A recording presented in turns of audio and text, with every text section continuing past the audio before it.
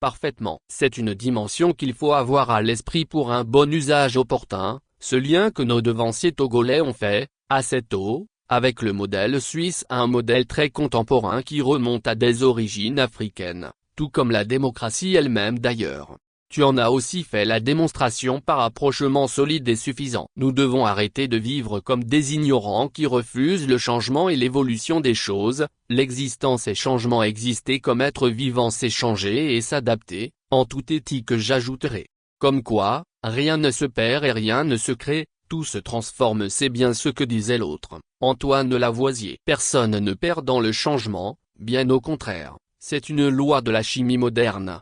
C'est une loi du bonheur de la guérison, probablement une loi d'un Togo yéyé, il faut le dire plus souvent qu'autrement. Les nôtres, mais pas seulement, les gens en général écoutent lorsqu'ils sont disposés et les oreilles ouvertes à cet effet. Tout cela motive notre prochain projet commun, provoquer une journée d'écoute et d'explication, juste et surtout l'écoute de notre proposition républicaine, la journée du consensus national togolais. Il nous faut un consensus au Togo, puisque finalement aucun camp, aucun parti politique, aucune illégitimité n'impose durablement sa légalité au peuple. Aucune grande solitude togolaise n'imposera son point de vue à l'autre, même au moyen de l'illusion de la force et de la brutalité au quotidien. Le cumul des erreurs incommensurables et précipitées autour de la 5e comédie le prouve de manière sublime. Le peuple togolais saura faire irruption de tous les côtés jusqu'au retour de la République.